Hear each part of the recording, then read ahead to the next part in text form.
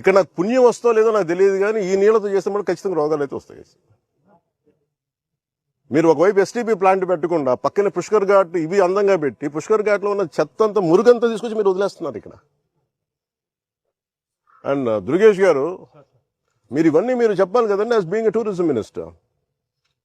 మీరు చెప్పాలి, అలా కాదు, మీరు ఎస్టీపీ మీరు కూర్చున్నప్పుడు ఇవన్నీ చెప్పాలి కదా.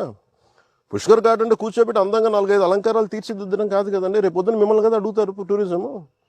Then as a party don't think will be held accountable.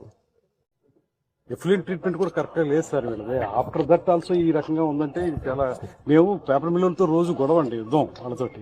వాళ్ళు వర్కర్స్ ని సరిగ్గా చూడరు, పొల్యూషన్ పూర్తిగా మెయింటైన్ చేస్తారు. నేను అంటుంది ఏంటంటే మీరు కూర్చోబెట్టి ఇప్పుడు సడన్ గా వాళ్ళు ఏమంటారు, మేము పుష్కరాల టైంలో మేము ఆఫ్ చేస్తా ఉంటాం మెయింటెనెన్స్ కి. That means there is something no. See it we don't have to. ఇప్పుడు మీరు ఏదైనా మాట్లాడితే పెట్టుబడులు ఆగిపోతే, పెట్టుబడులు ఎందుకు ఆగిపోతాయండి? అమెరికాలో